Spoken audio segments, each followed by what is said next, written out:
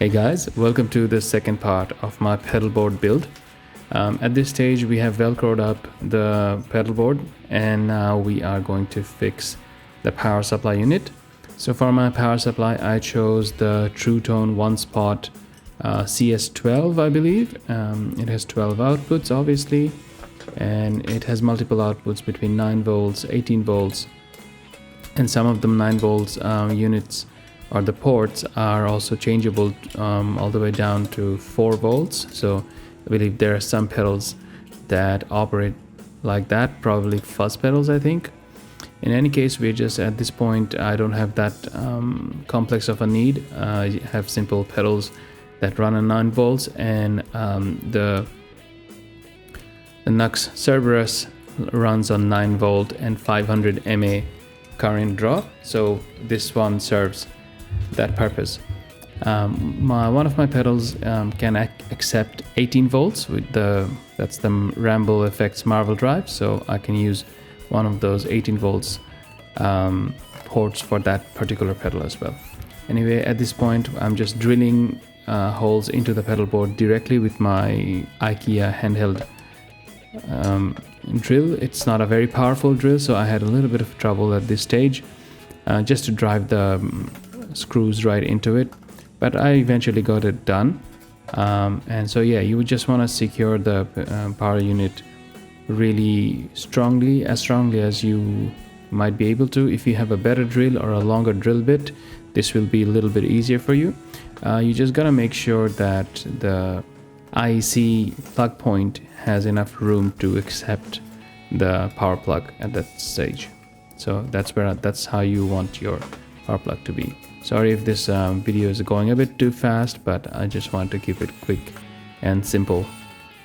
Yeah, so cleaning up and make sure you have that much room so to put your power plug in, and then at this stage just bringing in the pedals just to check if everything fits in nicely and I have enough room to connect the patch cables in.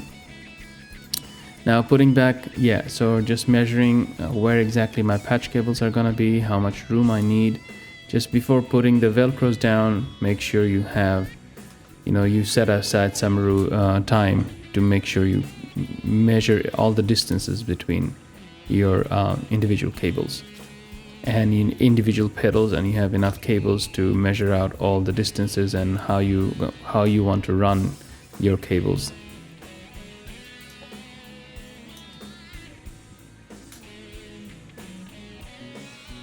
And just massage your hand a little bit apparently.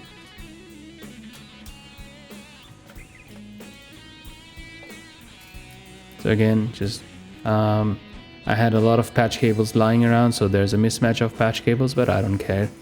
It gets the work done.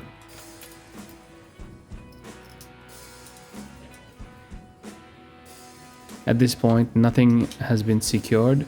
Nothing has been tied down into the bench or into the board yet, so I'm just measuring.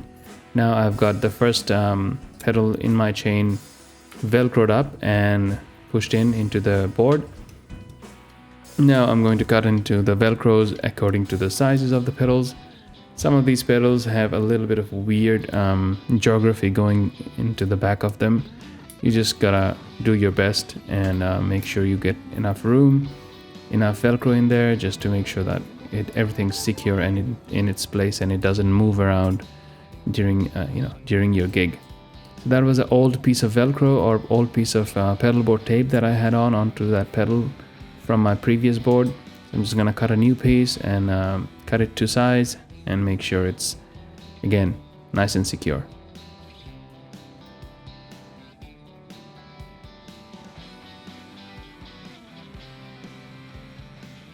Take a sip of tea. That's very South Asian milk tea. We brown guys don't, yeah, we just love that stuff. It's hot milk tea. It's not the Thai iced tea kind. It's the South Asian or Indian or Bangladeshi chai. Again, just make sure you have enough room just to do your cable runs, and hopefully it's neat and tight. One more piece. I love this part of the job. Love sticking down those pedals. Love sticking down the Velcro and seeing the board coming to life slowly. Another sip of the tea. It's been a long day, and this is what can go wrong. This is the best time ever. Making pedal boards, sipping some tea. Love it.